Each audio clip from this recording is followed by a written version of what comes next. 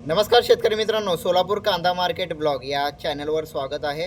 या व्हिडिओच्या माध्यमातून आपण जाणून घेणार आहोत 2-3 महत्त्वाचे विषय आहेत। बांगलादेश हा कांदा लागवड करून घेतोय का, म्हणजे बांगलादेश हा आत्मनिर्भर झाला आहे का, भारतीय केंद्र सरकारचे पानसट धोरण आणि भारतातून कांदा निर्यात थांबली तर काय होऊ शकतं, आणि चौथी महत्त्वाची गोष्ट, आपल्या सर्व शेतकऱ्यांनी पुढे नियोजन काय करू शकतात, हा छोटासा व्हिडिओ तुमच्यापर्यंत घेऊन आलेलो आहे। सर्व शेतकऱ्यांना सर्वप्रथम वेळ अमावस्या दर्शा अमावस्याच्या शुभेच्छा। बांगलादेशने आपल्या स्थानिक कांद्याच्या ज्या बाजारपेठ आहेत त्या दर स्थिर करण्यासाठी आता आयात करून घेत आहे। इतकं काही मोठं वेगळं करत नाही आहे, त्यांना गरज आहे म्हणून कांदा हा निर्यात करून घेत आहे। जवळजवळ आपल्या सर्व शेतकऱ्यांचा चाळीतला कांदा 80% ते 90% पूर्णपणे संपून गेलेला आहे। आत्ता कुठं हळूहळू निर्यात चालू झालेली आहे, याच्या अगोदरसुद्धा झालेली होती पण खूप कमी प्रमाणात निर्यात होत होती। यामुळं आता भारताला मागणीही वाढलेली आहे, निर्यात हळूहळू होत आहे। त्यामुळे साहजिकच आहे, नॉर्मल गोष्ट आहे, भारतीय कांद्याची निर्यात वाढत आहे आणि मदत होत आहे आणि भारतीय कांद्याला भाव दिसत आहे। खरं तर 4000-5000 भाव मागील डिसेंबरमध्ये भेटत होता। आताही तशीच भाव राहिली असती तर अजून आपल्या सर्व शेतकऱ्यांना आर्थिक हातभार हा नक्कीच लाभला असता। तरीसुद्धा आता बाजारभाव 3500 ते 4000च्या जवळपास जात आहे। आजची बातमी थेट बांगलादेश येथून आहे आणि ही बातमी भारताच्या कांदा बाजारासाठी खूप महत्त्वाची आहे। कालचा जो आवक होता तो कालचा आवक भरपूर असल्यामुळं आपल्याला बाजारभाव हा घसरण दिसून आलेला आहे। बांगलादेश सरकारने स्पष्ट सांगितलेलं आहे की आम्ही कांदा उत्पादनात पूर्ण आत्मनिर्भर झालो आहोत। तरीसुद्धा शेतकरी मित्रांनो, तेथील बाजारभाव हे दर कंट्रोल होत नव्हता म्हणून त्यांनी निर्यातीला परवानगी दिलेली आहे। आता भारतातून मोठ्या प्रमाणावर कांदा आयात करून घेण्याची गरज त्यांना भासलेली आहे। पण मला म्हणायचं आहे की भारतीय शेतकरी किंवा भारतीय जे व्यापार बाजारपेठ आहेत ते काही फक्त बांगलादेशवर अवलंबून राहणार आहेत का, त्यांना असंच राहावं लागेल का, हा माझा प्रश्न आहे। याच्यावर तुमचा काय कमेंट आहे हे तुम्ही कमेंट करून मला कळवू शकता।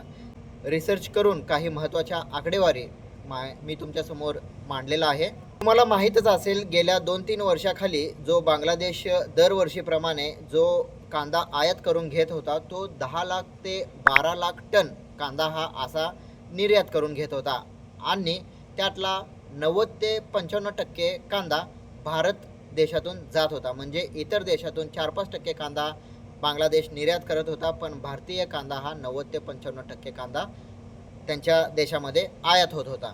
ही गोष्ट खरी आहे। बांगलादेश हा असा एकमेव देश आहे की आपला भारतीय कांदा 40%, भारतातील 40% कांदा हा बांगलादेश एकट्याने निर्यात करून घेतो। आता जवळजवळ अशी गोष्ट डिक्लेअर झालेली आहे मागच्या 6 महिन्यापासून, मागील वर्षापासून 2024 पासून बांगलादेश हा आत्मनिर्भर होत आहे आणि तो स्वतः कांदा लागवड करत आहे, स्वतः कांदा पिकवत आहे। पण शेतकरी मित्रांनो, यावर्षी काय झाले, 2025 आणि 2026 मध्ये फक्त बांगलादेश 12,600 टन कांदा हा आयात केला आहे। म्हणून मागे पूर्ण चाळीतला आपला जो कांदा आहे त्याला योग्य भाव आपल्याला दिसून आलेला नाही आहे। म्हणजेच जवळजवळ बांगलादेश हा कांदा निर्यात करून घ्यायचा म्हणजे आयात करून घ्यायचा हा जवळजवळ बंदच पडलेला आहे। बांगलादेश आत्मनिर्भर कसा झाला, हा महत्त्वाचे काही मुद्दे आहेत, तो स्वतः सांगतो। बांगलादेशने स्वतः काही वृत्तपत्रामध्ये स्वतः डिक्लेरेशन दिलेलं आहे। स्थानिक कांदा उत्पादन त्यांच्या इथे वाढलेलं आहे। एक दुसरी आधुनिक स्टोरेज म्हणजे मशीनद्वारे हा कांदा स्टोअर करून घेत आहे। साठेबाजी करणाऱ्यावर, बांगलादेश येथील व्यापाऱ्यांवर साठेबाजी करणाऱ्यावर तो नियंत्रणात आणलेला आहे।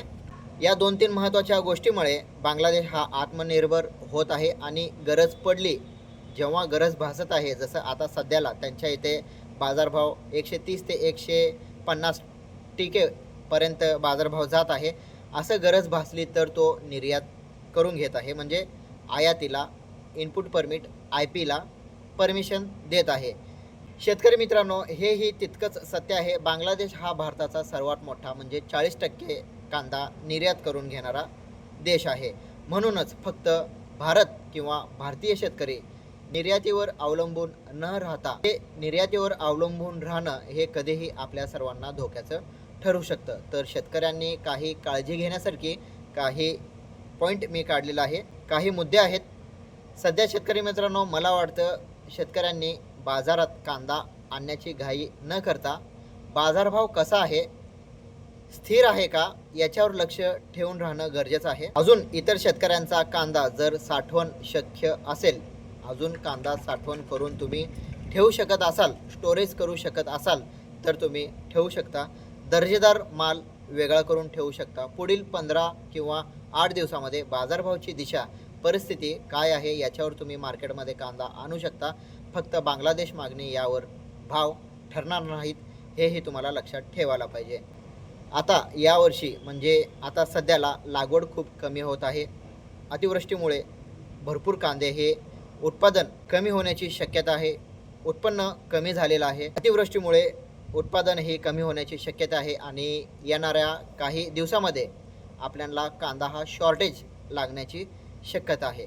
त्यामुळे ही गोष्ट तीच खरी आहे. काही सांगता येत नाही. सरकारचंही काही सांगता येत नाही. बाजारभावाचंही काही सांगता येत नाही. पण निर्यात आता सध्याला चालू आहे म्हणल्यावर नक्कीच बाजारभाव आपल्याला आहे त्या स्थितीमध्ये स्थिर राहण्याची शक्यता आहे.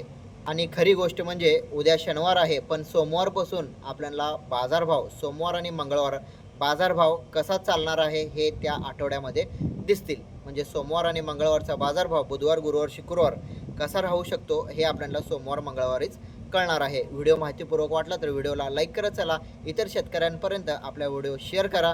भेटू शनिवारी उद्या लाईव्हमध्ये.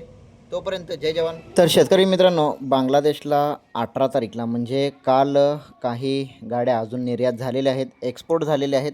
हा व्हिडिओचा सोडा, हा व्हिडिओ आपल्या मार्केटमधला आहे. सोलापूर मार्केट कांदा इथला तो व्हिडिओ चालू आहे. पण जो निर्यात झालेले आहेत त्याचा काही रिपोर्ट आला होता. तर घोसदंगा बॉर्डर, बांगलादेशला घोसदंगा बॉर्डर येथून एकूण 69 गाड्या गेलेल्या आहेत. म्हणजे चांगली निर्यात दिसून येत आहे. आणि सोना मस्जिद जो बॉर्डर आहे, सोना मस्जिद जो भारत आणि बांगलादेशचा जो बॉर्डर आहे, तिथून 51 गाड्या निर्यात झालेल्या आहेत, डिलिव्हरी झालेल्या आहेत. आणि जो हिली बॉर्डर म्हणून आहे, हिली बॉर्डरलासुद्धा 22 गाड्यांची निर्यात झालेली आहे. आणि बेनापोले म्हणून असा एक बॉर्डर आहे, तिथंसुद्धा एक गाडी निर्यात झालेली आहे. म्हणजे बघा, घोसदंगा बॉर्डर, सोना मस्जिद बॉर्डर, हिली बॉर्डर अशा 3-4 जाग्यातून आपला जो भारतीय कांदा एक्सपोर्ट झालेला आहे, निर्यात झालेला आहे.